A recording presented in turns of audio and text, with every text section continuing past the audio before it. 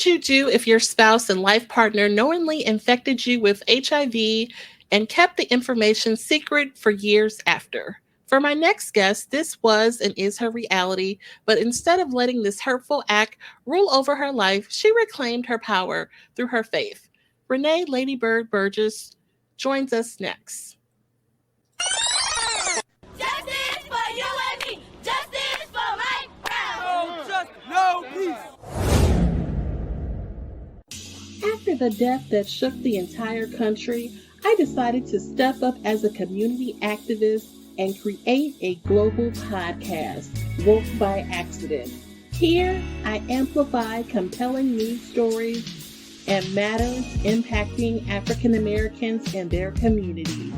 My goal is to give a voice to the voiceless and have the difficult conversations needed to advance relations and matters of race. Tune in to Woke by Accident podcast. I am your host, Jen, and it is streaming on all of your favorite streaming platforms, as well as our website, www.wokebyaccident.net.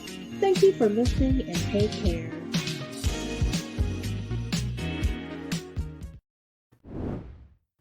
Welcome to another episode of Woke by Accident podcast. Today we have a special guest, Renee LadyByrd Burgess.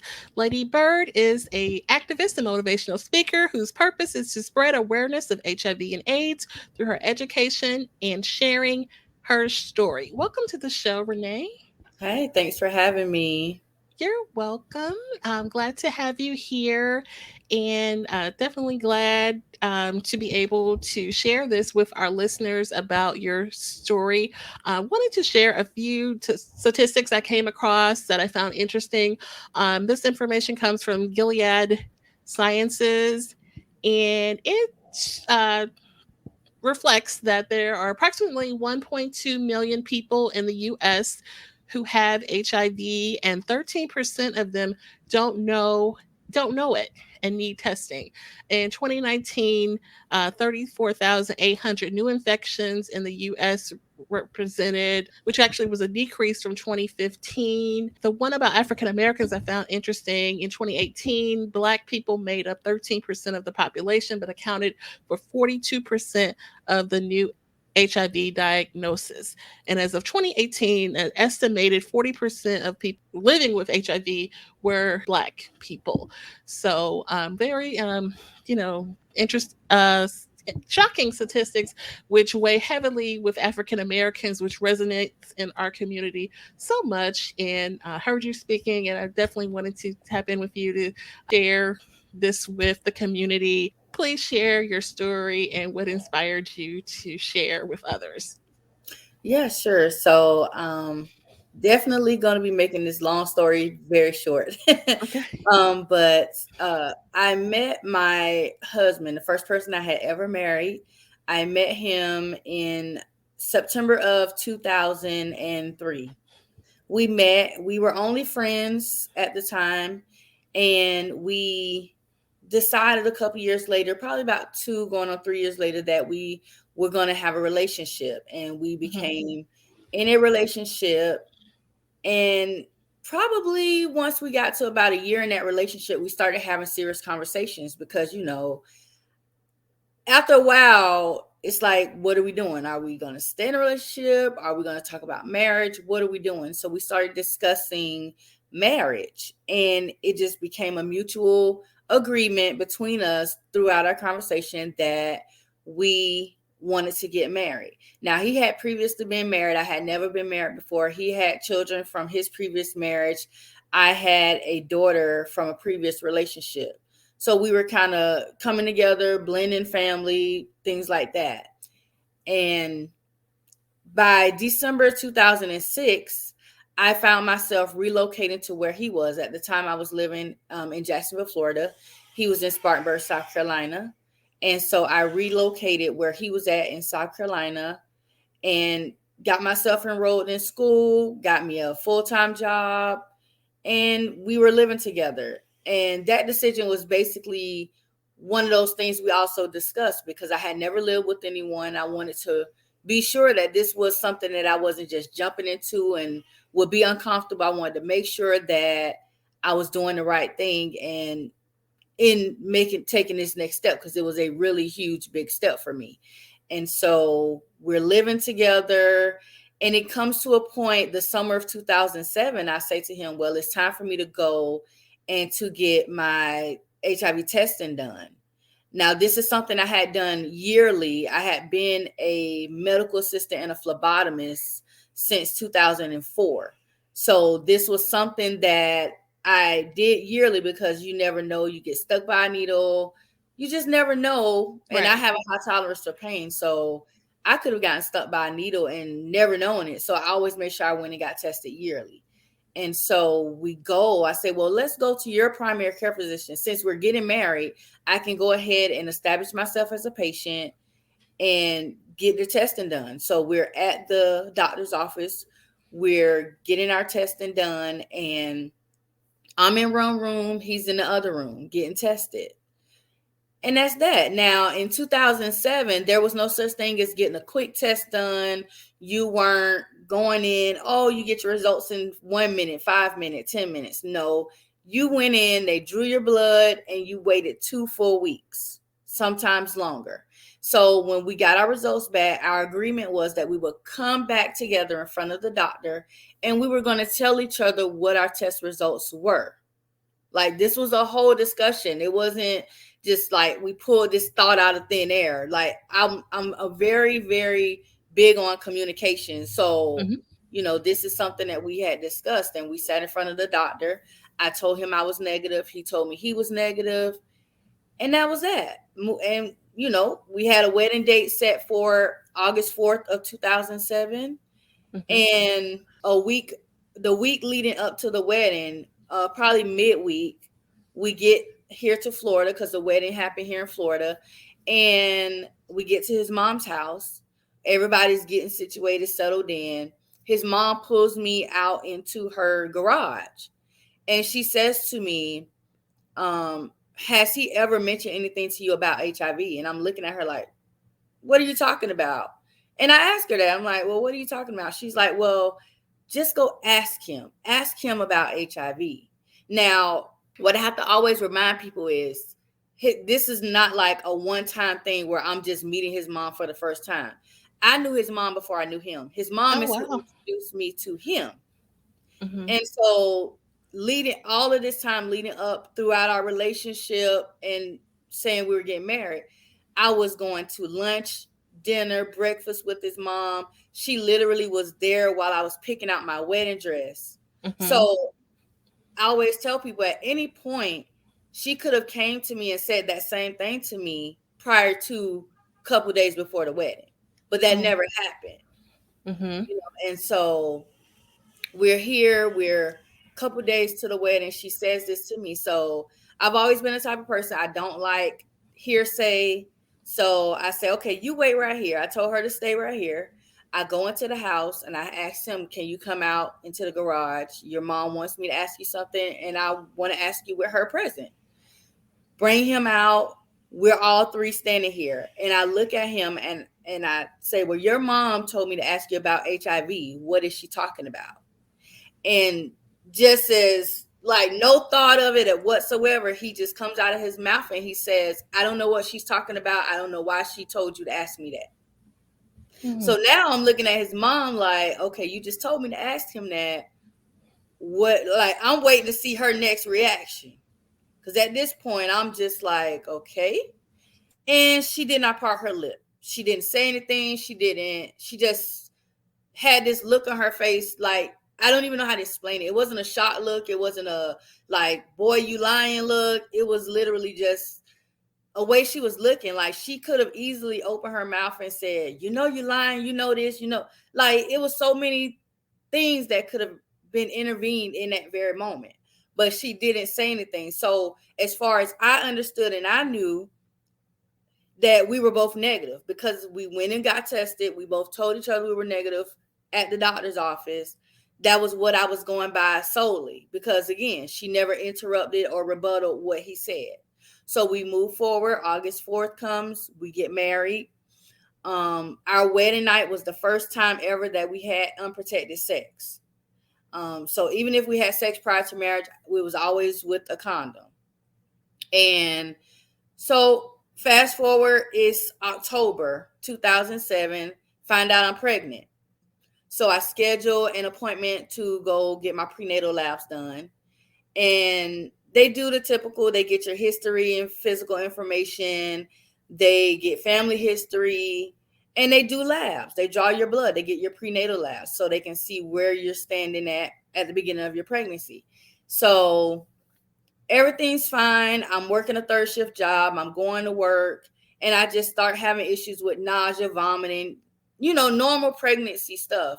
And as I'm going through these different pregnancy symptoms, I realized, because again, I worked in the medical field, I'm dehydrated, and so I call my doctor's office and I tell them, I said, I believe I'm dehydrated. I've been having a lot of nausea, vomiting. And so they asked me to come in. This was November 21st, 2007. They asked me to come into the office. I'm in this room. I'm sitting in this recliner chair hooked up to the IV, getting fluids, getting nausea medicine. He's sitting right there with me. The doctor comes in, and she comes in and she says, well, is it okay if I talk to you by yourself and then bring your husband back in after you and I have a conversation? Okay, sure. Didn't think anything of it. This happens. Doctors want to talk to patients alone sometimes. And so he steps out of the room and she begins to talk to me. She says, well, I got your labs back and everything looks fine except one thing. And I'm like, my initial thought is, okay, it's my diabetes, because with my oldest daughter, while I was pregnant with her, I had gestational diabetes toward the end of my pregnancy. So I'm like, okay, I'm pregnant. I'm getting ready to experience these diabetes all over again with pregnancy. And she's like, no, actually your glucose looks fine. It's not even diabetes. And so now I'm like, okay, what is she finna tell me? Like, all of these thoughts literally were running through my mind. And I'm just like, what? And so she looks at me like one of those friends you can have that wants to tell you something and they don't know how to tell you because they don't know how you're going to react. That's how she looked at me. And she said, well, your labs came back and they say that you're HIV positive. And in that moment, it was like in my head, watching a VHS tape. VHS tapes, in order to get back to the beginning, you have to rewind it. In my head, I'm at this moment of her saying this to me, and my brain is just rewinding like a VHS tape, and I'm thinking about what his mom said. I'm thinking about the doctor visit. And I'm like, how is this even possible when we went? All of this is playing back to me, and I'm just numb. That's the only reaction I can ever tell anybody how I felt when that doctor told me that, is numb. I didn't feel anger. I didn't feel pain. I just felt numb. And so she says, well, do you want me to bring your husband back in and you tell him or I tell him? I said, you tell him. I said, because if you're telling me that I'm HIV positive, then he's the reason why I'm HIV positive. So she brings him back into the room. She tells him. His reaction wasn't shocked. He wasn't, the typical reaction you would get from someone. It was not shocked. He was basically saying to her, well, we'll get through this and we'll work this out. And for me, that was like, okay, he knew. Like, that was the first time that told me, okay, he knows. And so we get in the car. He says to me, don't tell anybody. And then there's flag number 2. Okay, you don't want me to tell anybody. Now I know you really know. And again, I'm on nausea medicines. I just got these IV fluids. All I want to do is go home and sleep. So I didn't even process it, I don't think, that first day or couple days. It didn't really hit me until I was going back to work, to my third shift job. I'm driving and I just break down crying on the way to work because I held this in. I hadn't told anybody. And I'm now processing it. And I call my mom. I'm crying. She's like, what's wrong? And I'm explaining to her everything that's wrong. And it's just, I'm explaining to her. And she's like, well, what are you going to do? What are you going to do? You're pregnant. You just got married. What are you thinking about doing? At that moment, the only thing I really was thinking about and what I wanted to do was to just get away from him at that moment. I wanted to just not be around him or deal with seeing his face at that moment. So I left South Carolina the whole month of December, I was gone. And I came back to Florida, and I just used that time to clear my mind. I let my doctor know. I said, hey, I'll be gone. So you won't, if I need to come to an appointment, I need to have this appointment now before I go. I'll be gone however long. And so I didn't come back until 2 days after Christmas. So December 27th of 2007, I got back, and I basically went back because now I've had time to process everything. I've had time to think. I've had time to get clarity and figure out what I wanted to do. And so I went back with the one thing in mind, and that was to get all of my stuff that I owned, leave. That was all I wanted to do. I knew at that moment I did not want to stay in that situation. I felt the ultimate betrayal.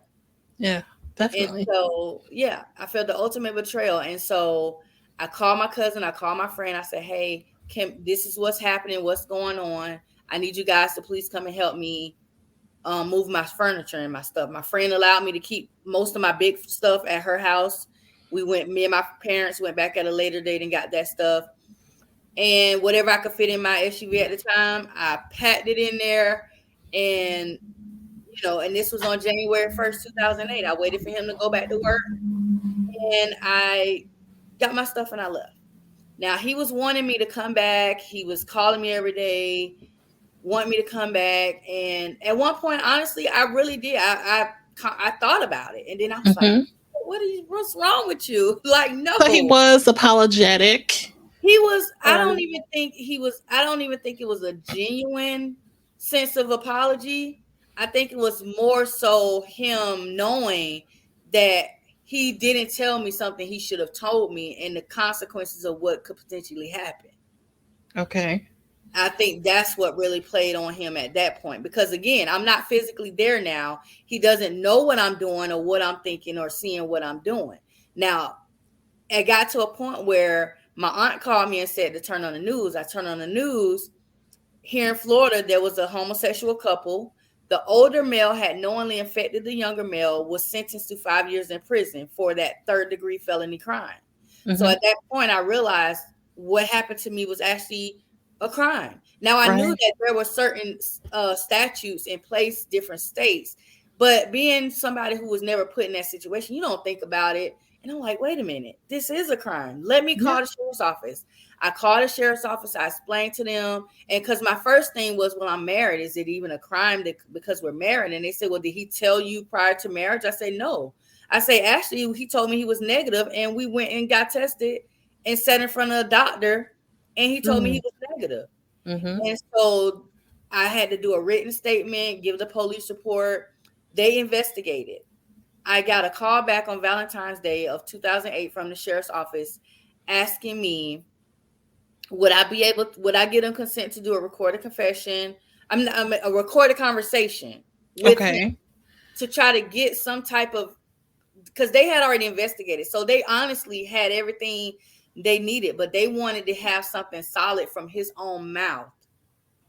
And so I said, yeah, I will allow you all to record the conversation. What questions do you need answered in our conversation?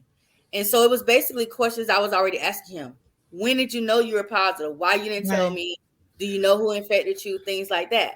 So I write these questions down, and I had to figure out, okay, how am I going to get him to even answer these questions? Now, he's wanting me to come back home. So I used the thing of, well, I have to go see a therapist or a psychologist because, they're wanting me to be mentally okay. And so I told him, I say, well, I have to go see a psychologist, and they give me these questions, but I don't know them because every time I ask you, you won't tell me. Now, again, because he's wanting me to come home, he's willing to answer all these questions now. So I go through the list of questions. I'm asking him. He gives me every single answer, all the way up to where he tells me he knew his diagnosis August of 2002. Oh, no. Which was literally a full year before I had ever met him in life.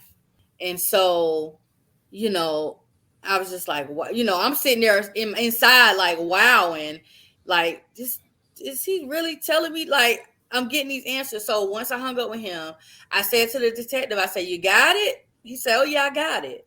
So what they were able to do after that, along with them also investigating, with going to the health department's records and going into the database and seeing that he was in fact diagnosed, and having that information along with his word, issue a nationwide warrant for his arrest. So he was arrested in South Carolina. He was ultimately extradited back here to Florida. Okay. He was charged with that same charge, that has a maximum 5-year sentence. It's a 3rd-degree felony. And before his sentencing hearing, he actually was pleading not guilty. And they said to him, and his lawyer had to let him know, well, listen, you're saying you're not guilty, and you're saying, well, how do I know she didn't give it to me?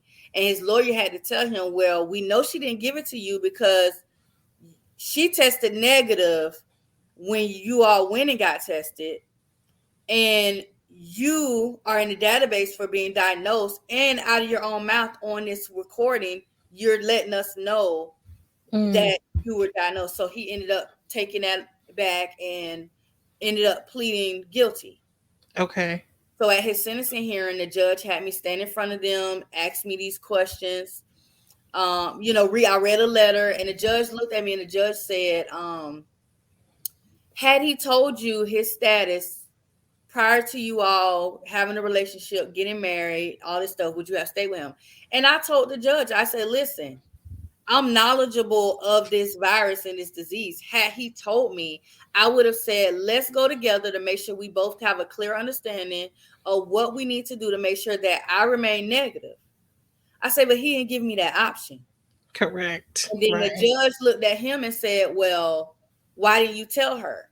His reason was, well, everybody I ever told before her, they left me. They didn't want to be with me. And I loved her, and I cared about her, and I didn't want her to leave me. And the judge said, well, she left you. And now you're getting ready to go to prison. So he ended up serving 4 years in prison. He got 6 months of time served for being locked up already before the sentencing hearing.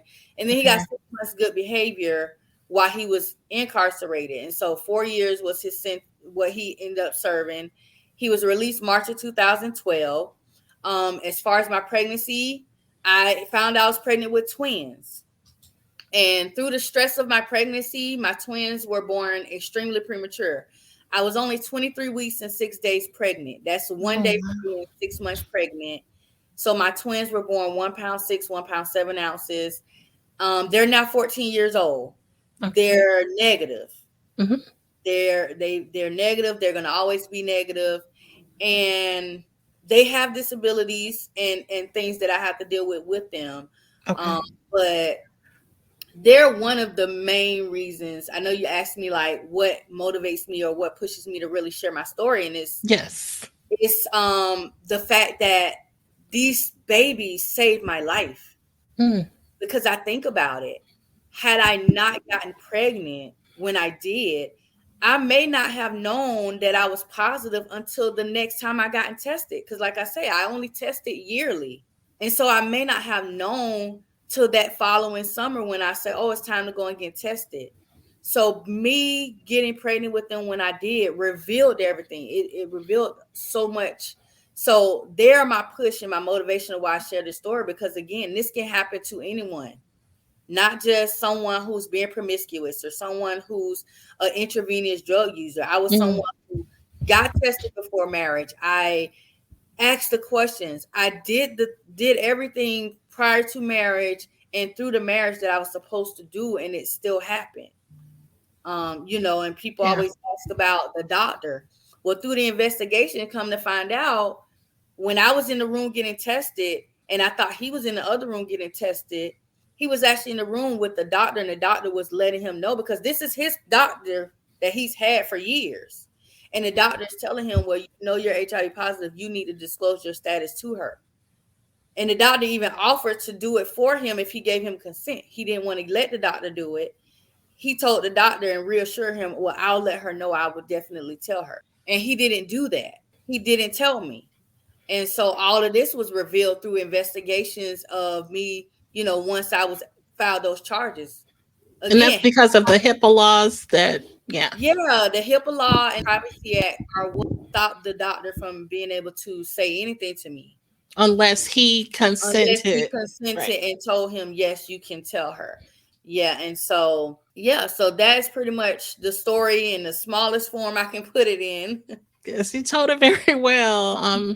Definitely. And I applaud you for having the courage to stand up to him. I mean, was that difficult? Did you receive pressure to not, Oh you know? yeah. I Mhm. so prior to us having this issue and his status coming out, I mean, I knew his whole family. I knew his sister, I Mhm. talked to his sister every day. His uncles, his aunt, cousins, relatives. Like, and once this happened, I was the bad guy. Mhm. Oh, you put my like his kids, they were teenagers, and you know, oh, you put my dad in jail, and his mom was, oh, you doing this to my son, his sister's my, I was the bad guy because their thing was you should just stay with him. You both have this virus, just stay with him and just, but it was so much more to it because Oh, wow. I was literally not his only victim. Yeah. Once I came open, more people surfaced who had either slept with him or slept with somebody who slept with him because of the lifestyle he was choosing to live of just sleeping around with people. And so, you know, I had to just ignore them, cut them off. Literally to this day, there's only one person that I communicate with who is his cousin. She Okay. and I still communicate. She has nothing really to do with him, and we are, you know, we have a bond. She knows the kids. She, frequently asks about them. I can pick the phone up and call her at any moment. Okay, that's great. Yeah, that's horrible. You should just stay together. I mean, that's um a horrible microaggression to put on you, like with no care for your feelings or what you've been through or anything Right. like that. That's pretty messed up that they would say that to you, but it shows you when things like this happen, who is really, on your side. Right. Yeah, Yeah. definitely. And so you turn this story into, like you said, it saved your life, and you wanted to get the word out to others. How did you get started as far as the advocacy work? So with the advocacy, I kind of actually I feel like I was slightly thrown into it. Okay. I was going to a support group. I was at the time I was still pregnant with the twins. So this had to be about February, early March. And I was asked if I would share my story to a group of pregnant women who were either also diagnosed or were at risk of being diagnosed. And Mhm. so I just, with no hesitation, I said, sure. And I went and I spoke to this group of pregnant women. And afterwards, so many people came up to me afterwards and just told me how, they like some of them, even I was the first person they had ever told, yes, I am positive as well, Mhm. and so to see people come up behind that and, disclose stuff to me that they've never told anybody and just feel confident knowing that they're not alone because of me, I say, you know what? I have to do this. I have to continue to share my story. And that's what I've done ever since. And that was literally while I was still pregnant. So 2008. Oh, that's amazing. And so soon after you had to process everything and deal with everything, you said you did seek out some counseling through a support group, though, and that Right. type of Yeah. thing. And that was a help to you. And that was a Yeah. positive experience. Yes, I honestly, I found healing in sharing my story. Hmm, I that's did because it allowed me to not keep it bottled up. And hmm I kind of understand now when I meet people who are positive and they don't disclose their status. Um, but it's just just to know that there are people who are afraid to tell the story, and they can see me be so open about it. It makes me comfortable to be able to just talk freely about it. It's not like I'm hiding it. And for other people to see that, and know, okay, I'm not alone, even though I don't want to tell anybody, there's somebody right there. They're doing what what I'm afraid to do or what I don't want to do, but they're there and I know they're there and I'm not by myself. That's amazing. That's amazing. And I can just tell that faith is important to you. Is it not? Yeah, your It faith. is. I'm slowly but surely getting back to a certain track, I want to say, when it comes to faith, because I have went through quite a few different obstacles and things that can kind of knock your faith a little bit. Yeah. So I would say for right now, I'm probably more on that spiritual side of things versus like religious. I mean, I grew up in church. My mom had me in church 6 days a week, probably. Oh, wow. Growing up. And so I know things on a religious standpoint, but I think right now I'm just looking at things more of, like you say, that faith, more like on a faith type of thing. Okay. Yeah. That's awesome. And then you actually documented your story and you have penned a book. Is that right? Yes, I did. So you actually have 2 books now, but that first book, that is kind of your story. Was Correct. it therapeutic putting that book together? It was. So the first book is Married But It Can Happen. That's my autobiography. So it's basically the story I just told you in depth. Like when I say in depth, I take you all the way back to my oldest daughter when I became pregnant with her, because that story too in itself, not that it has anything to do with the HIV or my diagnosis, but it has something to do with things that happen in general with life. I being a first-time mom and dealing with that. I even go back to things I dealt with in middle school, high school, being bullied, Okay. So I really take you on this journey of my life. I take you through a journey of the first time I ever had sex after I was diagnosed, after my diagnosis and moving on with life, how that felt, what it was like for me actually having serious relationships and dating after a diagnosis. I take you on that journey. Okay. So yeah, it definitely has been that book has a lot in it. Afterwards I was like, did I really just tell these people this? Like, and my parents did not find out the first time I ever had sex until they read my book. Okay. Well, so I was like, girl, you crazy, but okay. Wow, that's awesome. Yeah. And so that book is available on Amazon. Is that correct? Yes, it's on Amazon. And I also do have physical copies that I can access. So I think physically, I probably only have about 27 or 20, 26 or 27 physical copies left. Okay. But I usually order more books once a year around November, December. But again, if I don't have physical copies, definitely Amazon is the place you want to go. And if you want physical copies, I have a website that I can give where they can get the physical copy. Okay, definitely. We'll have that link in the show notes for the for your website where they can purchase the physical copy of the book.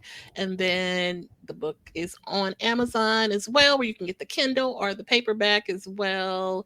You have a second book as well that is also out here. Yes. Wonderful. Okay. And awesome. The second book is a teen book. So I kind of wanted to do something for teens and young adults.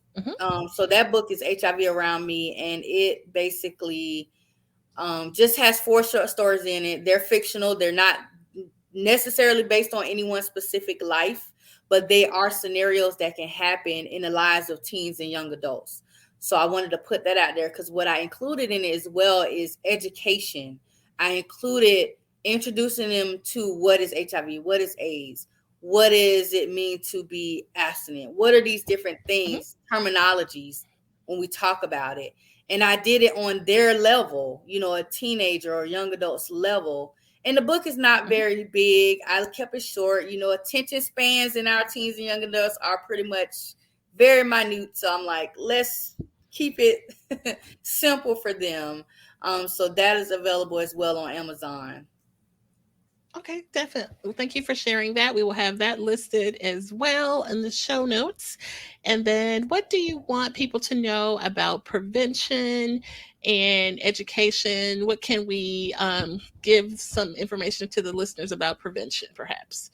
Yeah, so I feel like with prevention, the number one thing is you need to first know your status.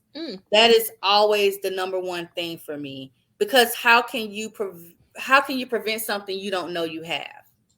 So when you're going to your doctors, if you're someone who's married or in a committed relationship and have been for years, I still suggest getting tested at least once a year. When you go for your annual physicals, just say, hey, can you also add in HIV testing? Because they test other STDs when you go for your annual anyway.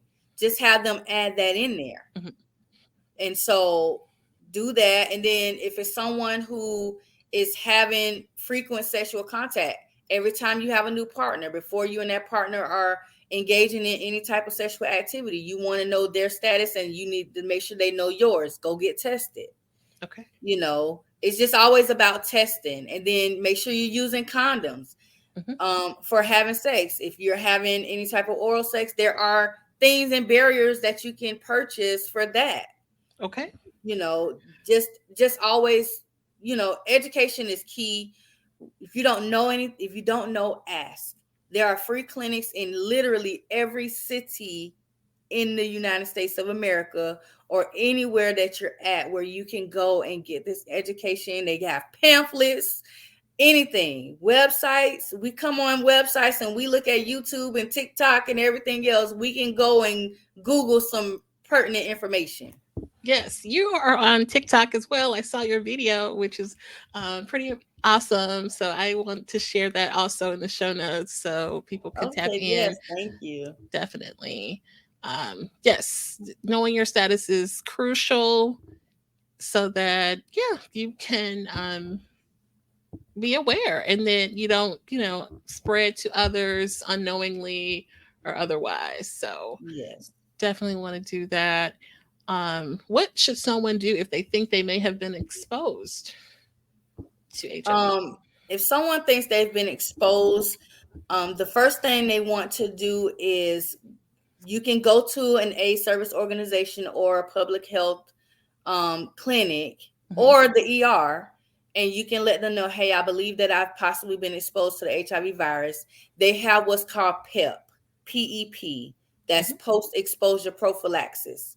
So what they'll do is they will get some blood, not test you because it will be way too soon to test you for HIV, but they will get your blood, run it against the medications, make sure there's not a medication you're resistant to, and they will give you maybe 1 pill or 2 pills to take for so many days as a preventative. This is to kind of help prevent the possible exposure that could have happened. Okay. Then they'll bring you back in 3 months' time, because in reality, it takes anywhere from it can be, I'm really stretching it when I say 8 weeks, like 2 months. I would say closer to 3 months it can take for the virus to fully show up when you go and get tested. So they'll bring you back in, test you. If that first test is negative, they'll bring you back in 3 more months. So at your 6 months of being exposed, they'll test you again. Usually if that test is negative, you're going to be negative. They're not going to require you to get tested again. But for any reason, you do end up testing positive, they're going to connect you to the correct, the proper resources to get you medications, find out what help you need if you don't have insurance, whatever it is, they're going to put you in the right steps and position. Okay, definitely. So you want to definitely act soon and Yes. not later if you just have the thought that maybe, you have a feeling that maybe that you've been in contact, go and get seen at the doctor is what. Yes, Okay, for absolutely. sure. Definitely. And so, please let us know how people can reach out to you. Yes, so the easiest way, and I just recently made this super, super easy. My website is ladybirdofficial.com. Okay. And when you go to my website, there, if you scroll down, the book is right there on the homepage. And as well on the homepage, there's a link that says social media, where you can find me on all my social media. So when you click on it, it's going to give you every social media app link that I'm on, whether it's TikTok, Facebook, Instagram, Twitter, YouTube, Clubhouse, Okay. what did I say? TikTok. I even do a radio show on AMP app. Oh, nice. Okay. And that one is just me having fun, because I try to make sure people know, yes, I'm this serious advocate and I put this information out here, but I like to have fun too. So I just play music, Oh, awesome. and do that. So it's going to give you all my links on ladybirdofficial.com. Okay, we will have that posted as well. Renee, I really appreciate you. God bless you. Much success in everything that you're doing. I heard you speaking on Clubhouse, so please keep it up. I think that really resonated with the community, and I think this is really going to be awesome. So I just wish everything great for you, and I just appreciate you so much. Thank you, and thank you for having me too. I appreciate it. Oh, you're welcome. And we thank you guys for listening. Take care, guys. At this time, we're going to go ahead and conclude the episode. We greatly appreciate you listening. We invite you to follow us on social media. On Instagram, it is Woke by Accident Podcast. On Twitter, it is Woke by. On Facebook, it is Woke by Accident Podcast. We also have the new website up, www.wokebyaccident.net. Please check us out, and also follow us on all of your favorite streaming platforms, and please leave a review and share feedback. You can also reach out by Gmail, wokebyaccident@gmail.com. And every time you listen, we appreciate it so much. Thank you for listening, and take care.